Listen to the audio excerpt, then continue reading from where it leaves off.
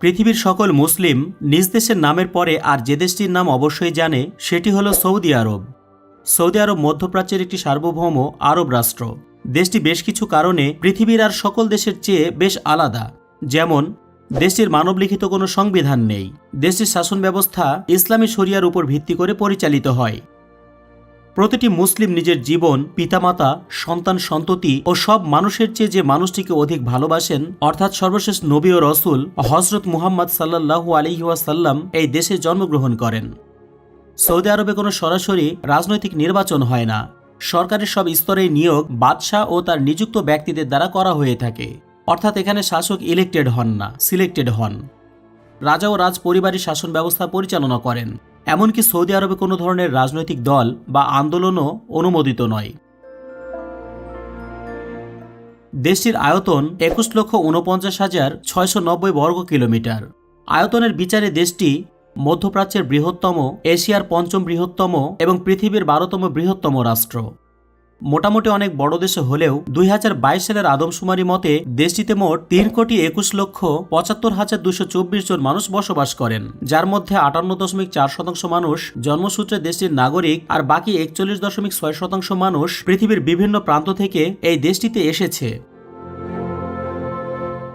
বিদেশি শ্রমের উপর নির্ভরশীলতার কারণে সৌদি আরবে বিশ্বের তৃতীয় বৃহত্তম অভিবাসী জনসংখ্যা রয়েছে। বিভিন্ন দেশ থেকে আসা মানুষের মধ্যে অধিকাংশই মধ্যপ্রাচ্য, এশিয়া এবং আফ্রিকার মানুষ। ভারত, বাংলাদেশ থেকেও বিশাল সংখ্যক মানুষ সৌদি আরবে নির্মাণ কাজ, স্বাস্থ্যসেবা, তথ্য প্রযুক্তি, গৃহস্থালির সহকারী এবং সেবা খাতে কাজ করেন। সৌদি আরবের উত্তরে জর্ডান ও ইরাক, উত্তর পূর্বে কুয়েত, পূর্বে কাতার, বাহরাইন এবং সংযুক্ত আরব আমিরাত ও দক্ষিণে ইয়েমেন এবং পশ্চিমে লোহিত সাগর দ্বারা দেশটি বেষ্টিত। দেশটির বেশিরভাগ অঞ্চলই মরুভূমি। দেশটির সবচেয়ে বড় মরুভূমির নাম হল রুব আল খালি। সৌদি আরব খেজুরের জন্য অত্যন্ত বিখ্যাত। এই দেশের মরুভূমির পরিবেশ খেজুর গাছের জন্য অত্যন্ত উপযোগী, তাই এখানে বিশাল বিশাল খেজুর বাগান দেখতে পাওয়া যায়। সৌদি আরব মাংস, দুধ এবং ডিম সহ অসংখ্য খাদ্যদ্রব্যে স্বয়ংসম্পূর্ণ। দেশটি খেজুর, দুগ্ধজাত পণ্য, ডিম, মাছ, মুরগি, ফলমূল, শাকসবজি এবং ফুল রপ্তানি করে। দেশটির মুদ্রা হল সৌদি রিয়াল। এক সৌদি রিয়াল সমান 31.85 বাংলাদেশি টাকা এবং ভারতীয় রুপিতে 22.73 রুপি। সৌদি আরবের বহুল আলোচিত একটি স্থান হল জিন পাহাড়। এই পাহাড় নিয়ে কৌতূহল আর গল্পের কোনো শেষ নেই। পাহাড়টির আসল নাম হল ওয়াদি আল জিন। লোকমুখে এটি পরিচিত জিনের পাহাড় নামে। সৌদি আরবের মদিনা শহর থেকে প্রায় 45 কিলোমিটার উত্তর পশ্চিমে অবস্থিত এই পাহাড়। এই পাহাড়ের একটি রহস্যজনক ও বিস্ময়কর ব্যাপার হচ্ছে সবকিছু ঢালুর বিপরীত দিকে, অর্থাৎ উপরের দিকে গড়িয়ে গড়িয়ে চলে যেতে থাকে। সাধারণত সবকিছু ঢালুর নিচের দিকে গড়িয়ে গেলেও এই পাহাড়টির সাথে ঘটছে এমন অদ্ভুত উল্টো কাণ্ড।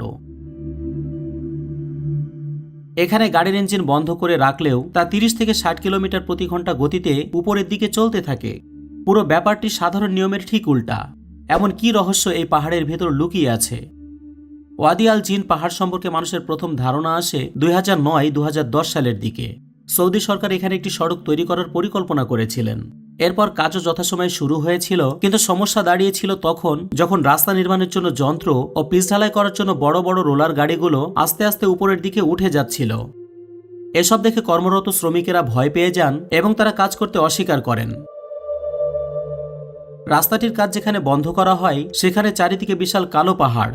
ওখানে শেষ মাথায় গোল চত্বরের মতো করে আবার সেই রাস্তা ধরে মদিনাতে ফিরে আসার ব্যবস্থা করা হয়েছে। এই রাস্তাটি 200 কিলোমিটার করার কথা থাকলেও 40 কিলোমিটার করেই তার নির্মাণ কাজ বন্ধ করে দেওয়া হয়। কেউ কেউ বলে থাকেন এটি জিনের কাজ, আবার কেউ কেউ মনে করেন এই এলাকায় অস্বাভাবিক চৌম্বকীয় ক্ষেত্রের উপস্থিতির কারণে গাড়িকে টেনে উপরে নিয়ে যায়। কিন্তু এটিও যুক্তিতে টেকে না, কেননা এটি শুধুমাত্র চৌম্বকীয় পদার্থকেই নয়, প্লাস্টিকের মতো জিনিসকেও উপরের দিকে নিয়ে যায়। কিছু বিশেষজ্ঞ মনে করেন এই ঘটনার পেছনে কোনো অজানা বিজ্ঞান কাজ করছে। তবে কিছু মানুষ বিজ্ঞানের দৃষ্টিকোণ থেকে ব্যাখ্যা দেন এই ঘটনার জন্য দৃষ্টিবিভ্রম বা অপটিক্যাল ইলিউশন দায়ী হতে পারে। এলাকাটি আসলে ঢালু, কিন্তু দূর থেকে দেখলে মনে হয় উল্টো, অর্থাৎ উঁচু। ইসলামের দুইটি পবিত্র মসজিদ, মসজিদুল হারাম ও মসজিদে নববীর কারণে সৌদি আরবকে দুইটি পবিত্র মসজিদের দেশও বলা হয়ে থাকে। সৌদি জনগণ বৈশ্বিক মানদণ্ড অনুসারে বেশ তরুণ। দেশের অর্ধেকেরও বেশি জনগণ 25 বছরের কম বয়সী। পৃথিবীর অন্যতম প্রধান সর্বোচ্চ তেল উৎপাদক ও রপ্তানিকারক এবং পৃথিবীর দ্বিতীয় বৃহত্তম হাইড্রোকার্বন মজুতকারী দেশ। সৌদি আরবে সমগ্র বিশ্বের ভূভাগের 20% খনিজ তেলের মজুদ রয়েছে।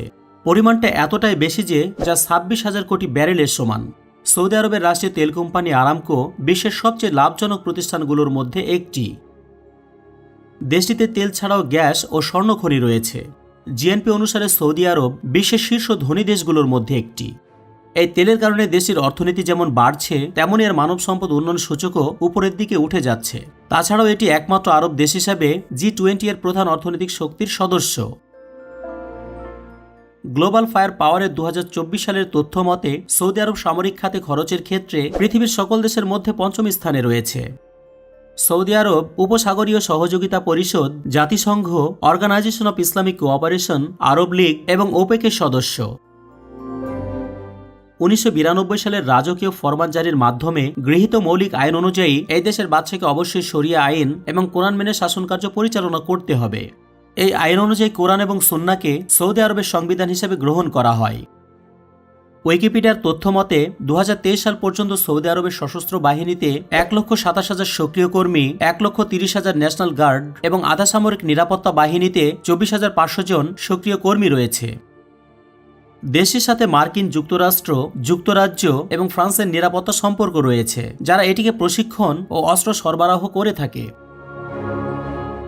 সৌদি আরবের সরকারি ভাষা হলো আরবি, তবে ইংরেজি এখানে ব্যাপকভাবে ব্যবহৃত হয়।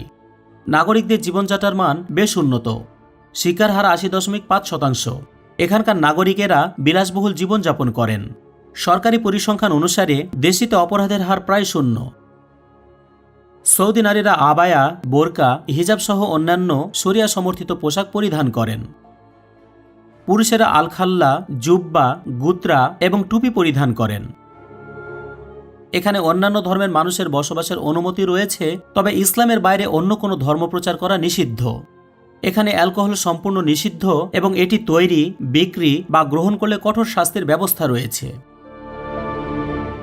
উইকিপিডিয়ার তথ্য অনুসারে সৌদি আরবে সুন্নি ইসলাম 74%, শিয়া 20%, খ্রিস্টান 4.5%, হিন্দু 1.5%, বৌদ্ধ 0.21% এবং অন্যান্য ধর্মাবলম্বী 0.5%। সৌদি আরবে এমন কিছু স্থান ও স্থাপনা রয়েছে যা পুরো পৃথিবীবাসী, বিশেষ করে মুসলিমদের কাছে বেশ তাৎপর্যপূর্ণ।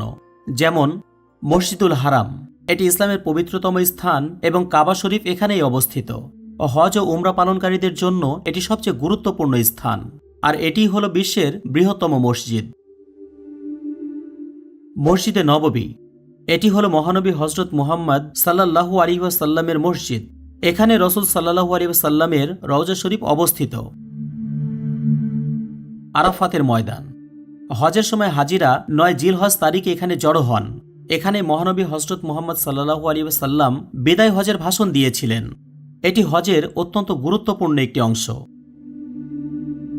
উহুদ পাহাড়, ইসলামের প্রথম দিকের একটি গুরুত্বপূর্ণ যুদ্ধ উহুদের যুদ্ধ এই পর্বতের পাদদেশেই সংঘটিত হয়েছিল। তায়েব শহর, অল্প সময়ের ব্যবধানে খাদিজা রাদিয়াল্লাহু তাআলা আনহা ও আবু তালেবের মৃত্যুর পর কুরাইশের লোকেরা রাসূল সাল্লাল্লাহু আলাইহি ওয়াসাল্লামের উপর প্রকাশ্যে নির্যাতন শুরু করে। তাই তিনি ইসলাম প্রচার ও আশ্রয়ের আশায় তায়েফে গমন করলে নির্মম নির্যাতনের শিকার হন, যে ঘটনা প্রতিটি মুসলিম হৃদয়ে রক্তক্ষরণ ঘটায়। বর্তমানে এটি একটি পাহাড়ি শহর এবং সৌদি আরবের অত্যন্ত জনপ্রিয় পর্যটন স্থান। জায়গাটি ঠান্ডা আবহাওয়া এবং ফলের বাগানের জন্য বিখ্যাত। জান্নাতুল বাকি, এটি মদিনার একটি ঐতিহাসিক কবরস্থান। এখানে মহানবী হযরত মুহাম্মদ সাল্লাল্লাহু আলাইহি ওয়াসাল্লামের পরিবারের সদস্য এবং অনেক সাহাবীর কবর রয়েছে। আল উলা, এটি ইউনেস্কোর বিশ্ব ঐতিহ্যবাহী স্থান। এখানে থামুদিক জাতির প্রাচীন প্রত্নতাত্ত্বিক নিদর্শন এবং পাথরের স্থাপত্য দেখা যায়। এটি সৌদি আরবের ঐতিহাসিক ও পর্যটনের দিক থেকে অত্যন্ত বিখ্যাত স্থান। জাবাল আল নূর, এটি সেই পাহাড় যেখানে হেরা গুহা অবস্থিত। এখানে মহানবী সাল্লাল্লাহু আলাইহি ওয়াসাল্লামের ওপর প্রথমবার কুরআন মাজিদ নাজিল হয়েছিল। ভিডিওটি রুচিশীল মনে হলে শেয়ার করার অনুরোধ রইল এবং চ্যানেলটি পছন্দ হলে সাবস্ক্রাইব করে পাশে থাকুন।